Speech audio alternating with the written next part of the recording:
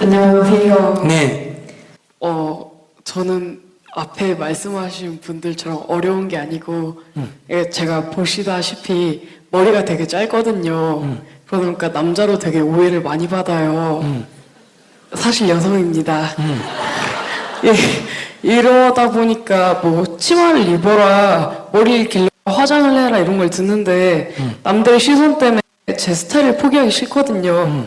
그러려면 남들의 시선을 감수해라라고 하는데 남들의 시선을 감수하기가 좀 많이 힘든 게 여자 화장실이나 이런 데 들어갈 때 당연히 들어가야 되는 데지만 괜히 눈치가 보여요.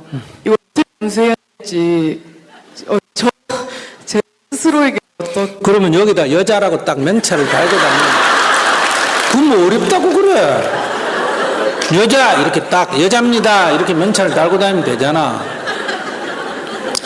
밖에서는 난 남자 여자 구분 안 주고 싶다면 그냥 다니다 화장실 들어갈 때 명찰을 딱 꼽으면 되잖아. 약간 이렇게 지혜가 있어야지.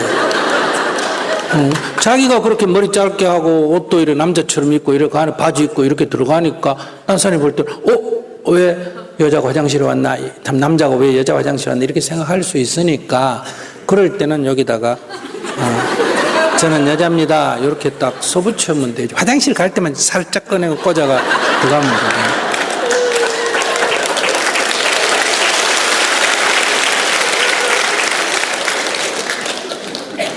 되죠. 이런 자 스타일을 바꾸든지 여자 남이 봐도 여자처럼 보이도록 하든지 안 그러면 남자 화장실 아예 사용하든지. 아시겠어요? 남자 화장실에 서서 누는 게 아니잖아. 안에 들어가 버리면 남자인지 여자인지 알 수가 있나. 그 대변 보러 간 줄 알지. 그러든지 안 그러면 여자 화장실에 가고 싶으면 여자 목욕탕에 가거나 할 때는 살짝 이렇게 표시를 해서 여자입니다 이렇게 하고 들어가면 되죠. 또 물을 거 있으면 물어봐.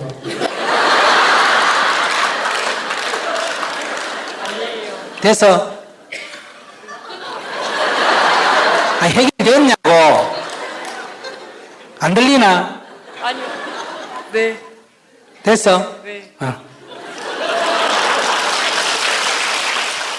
안녕하세요, 스님. 네. 항상 스님 법문을 감사히 듣고 있습니다. 저는 4살, 5살 아이들을 키우는 6년차 주부입니다. 네. 저는 어린 시절부터 약간의 우울증을 가지고 있었습니다.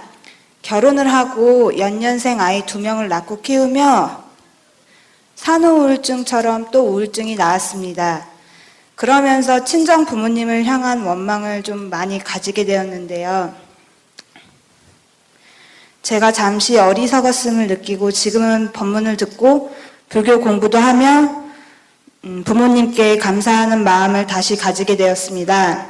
그런데 아직 저를 낳아주신 것까지 감사하다는 생각은 잘 안 들고 있습니다. 사지 욕신이 멀쩡히 낳아주신 것에는 감사합니다만 세상에 태어난 것까지는 감사하다는 생각이 잘 안 듭니다. 스님 법문 중에서 원래 원해서 태어난 사람이 없고 주어진 인생을 그저 성실히 살면 된다는 말씀을 듣고 우울하고 삶이 힘들다는 생각을 많이 내려놓게 되었으나 세상에 태어난 것 자체를 감사히 여기지도 못하면서 제가 의도하여 결혼을 하고 아이를 2명이나 낳게 되어서 아이들에게도 미안합니다.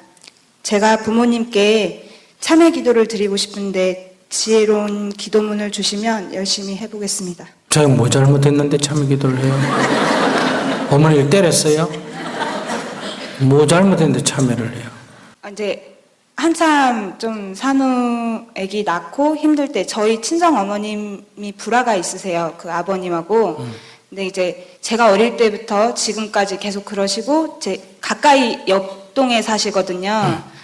근데 이제 저도 아이를 낳고 몸이 이제 좀 아팠을 때가 있는데 그때도 이제 또 싸우시고 저한테 전화를 하시고 제가 또 이렇게 처리를 해야 하고 이런 게 이렇게 생기니까 제가 어머니를 너무 싫어하게 되고 이제 막 좀 못되게 하게 되더라고요. 어떻게 못되겠는데?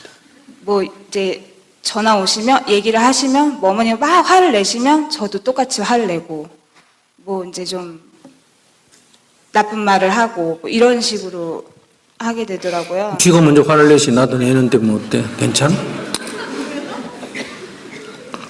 그리고 이제 제가 부모님을 원망하게 되니까 이게 제 삶이 되게 가치 없게 느껴지고 너무 힘들었어요. 그래서 이건 좀 아닌 것 같다 해서 법문도 듣고 불교 공부를 하고 지금 이제 그것까지는 많이 회복이 됐는데 그래도 제 근본 자체가 이렇게 좀 뭔가 그렇게 뭐랄까 감사하다는 생각이 지금 예. 자기 자식 키우면서 자기가 산후 우울증도 겪었다 이래 말했잖아, 그죠?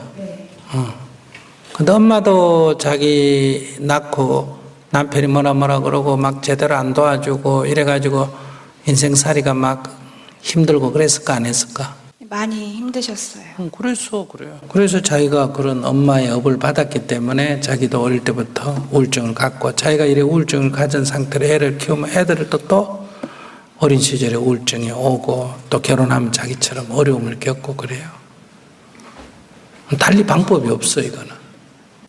그래서 제가 그래도 조금이나마 좀 덜어보려고 이렇게 돌아보려면 자기도 지금 자기 컨트롤이 자기 마음대로 안 되잖아요. 이러면 애들한테 나쁘다는 거 알아도 잘 안 되잖아. 그러듯이 엄마도 자기를 괴롭히려고 그런 게 아니라 엄마도 자기 자란 환경, 자기 처한 현실이 그 이상 어떻게 할 수가 없는데 어떻게.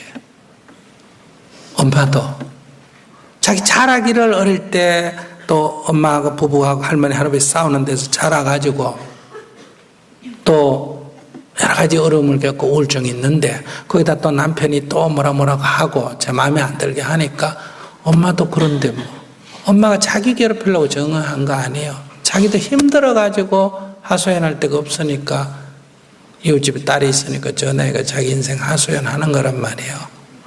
근데 그 딸려이라는 것도 또 악을 쓰고 덤비니까 얼마나 억울하겠어요. 엄마한테 야단 맞지, 남편한테 야단 맞지, 그 내가 나가 키운 딸한테도 야단 맞지. 그 어머니 인생이 얼마나 피곤하겠어. 그러니까 어머니가 나를 괴롭히려고 그런 게 아니라 어머니도 사는 게 힘들어서 그렇다. 그러니까 어머니가 뭐라고 하면 네네 알았어요. 어머니 네네 알았어요. 어머니 하면 네네 알았어요. 이렇게만 해주면 돼요. 자기 복 해결해 달라는 거 아니야. 자기가 뭐 가서 아버지를 어떻게 해결하겠어. 그냥 하소연할 데가 없어가지고 혼자 있으면 속 터져 죽을 것 같고 그래 딸한테 전화해가 하소연하니까 아이고 어머니 그랬어요 알았어요 이렇게만 하면 돼. 그건 뭐 어렵는데 그게 자꾸 귀에 들어오면 귀에다가 음악 틀어놓고 그냥 알았어요 이러면 된단 말이야. 아니 이거 어쩔 수 없어요. 왜냐하면 지나가는 말로 들어야 되는데 듣다 보면 그게 안 되잖아. 그죠? 그럴 땐 내가 자꾸 그 경계에 끌려 들어갈 때는 음악을 틀어놓고 귀에다 꽂고 그렇게 껐덕껐덕 하면서 네네 그랬군요 이래도 돼요. 근데 이 세상에 남편도 아내도 부모도 자식도 내 답답한 거 얘기하면 들어줘요 안 들어줘요? 안 들어줘. 다 듣기 싫어해. 그래서 돈 주고 할 수밖에 없는 거예요. 돈 받고 들으니까 그거는 뭐 듣는 신흥이라도 할 수 있잖아요. 그러니까 자기는 엄마한테 돈 받고 그럴 수는 없고 엄마한테 어떻게 돈을 받아요.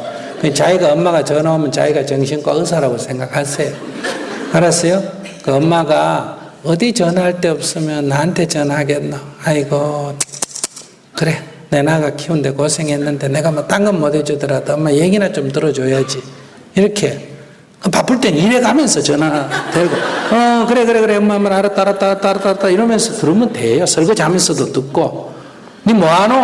아니야 그러기 떨어져가 이러면서 그냥 아무 문제가 없어. 엄마는 하소연하는 게 목적이지 해결해 달라는 게 아니에요. 내가 엄마 말에 빠지면 이제 해결해 줘야 될 것 같은 부담이 드는 거예요. 해결은 안 해도 돼. 뒤쳐덕거리 안 해도 돼. 그냥 들어만 주면 되네.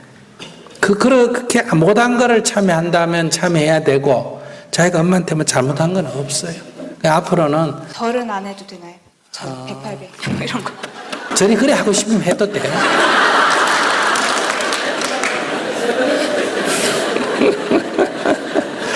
얼마 재밌나면요. 꼭 네 하루 300배라 네 500배라 이러면 이제 아이고 기도문 받았다 이러고 왜 헛고생 하려 그래.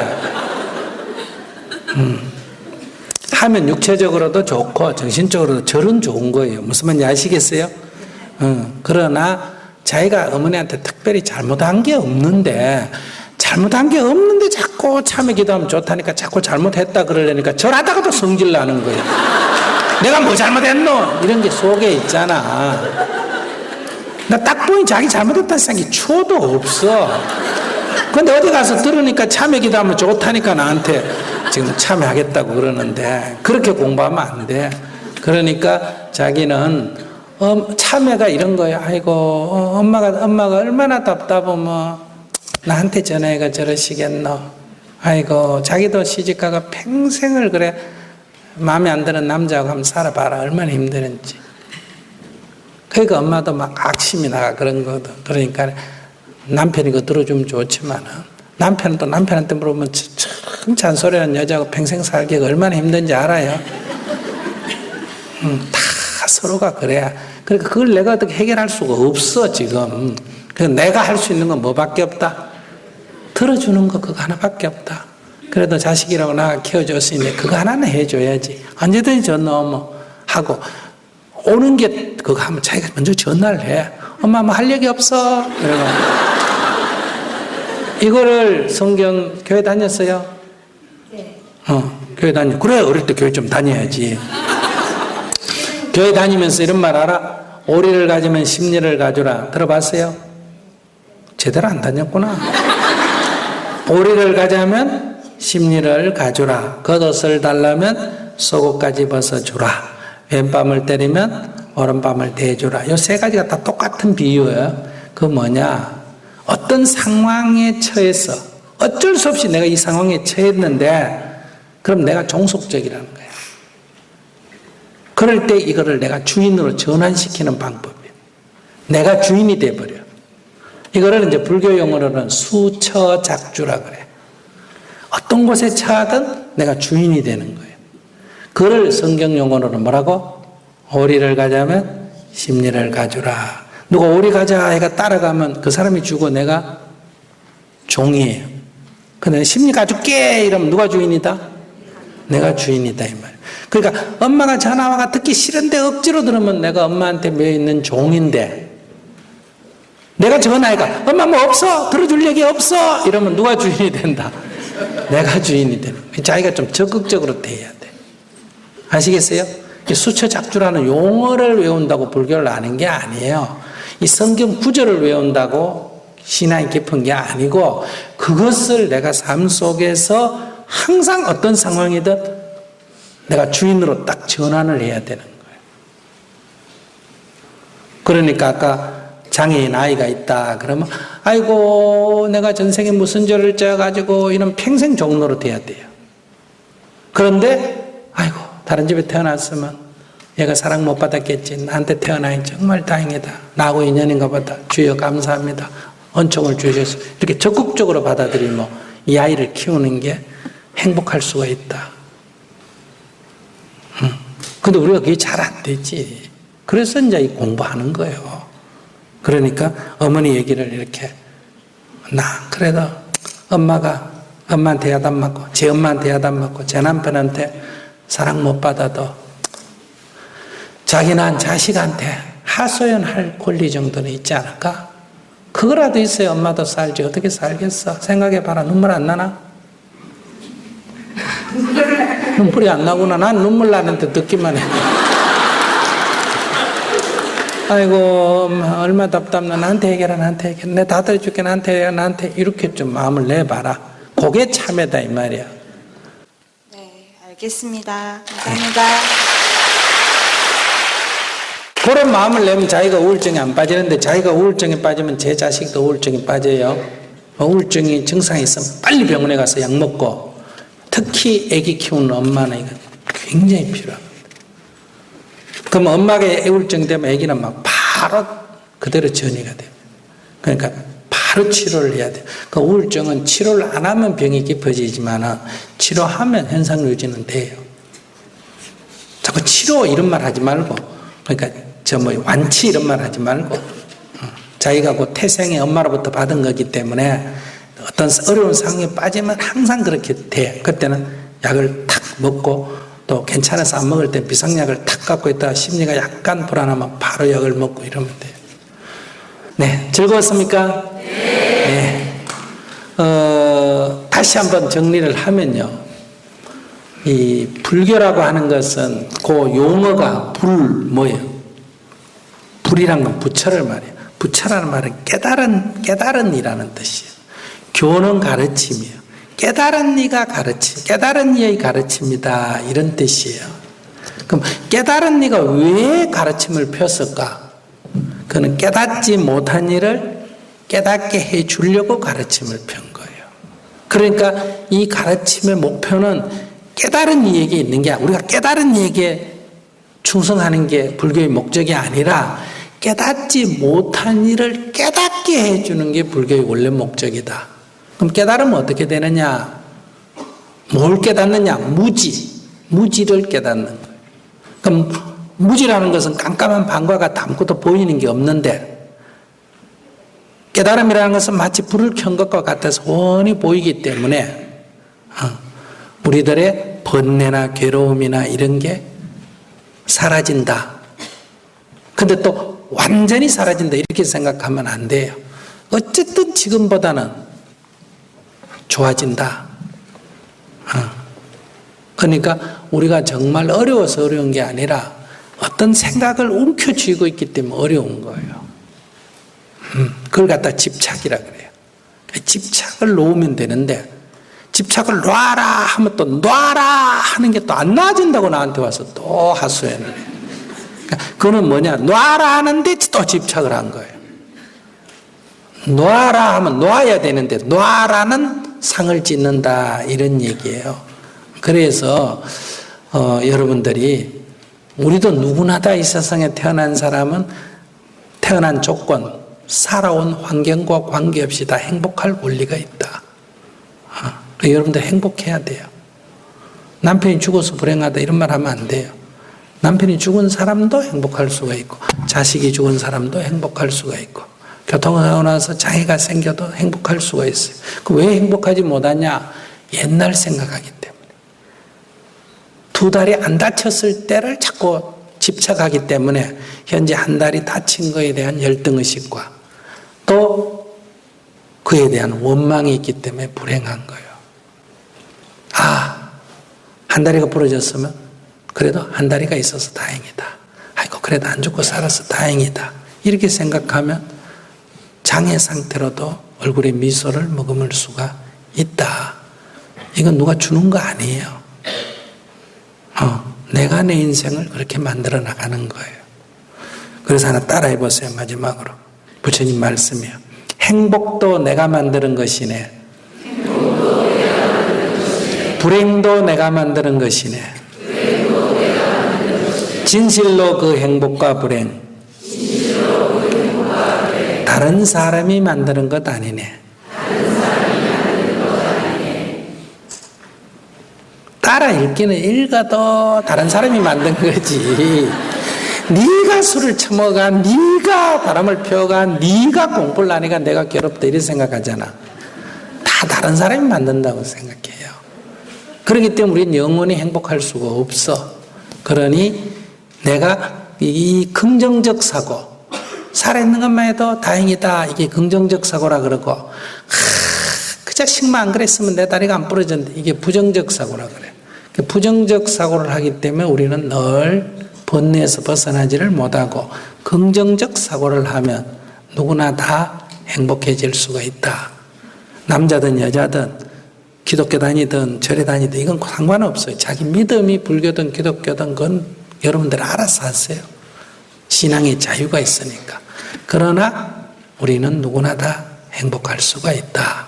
이걸 불교적으로 말하면 모든 사람은 다 부처의 성품을 가지고 있다. 이런 얘기예요. 불성이 있다. 이런 얘기. 그러니 자신의 소중한 권리를 잘 챙기시기 바랍니다. 행복할 권리를요.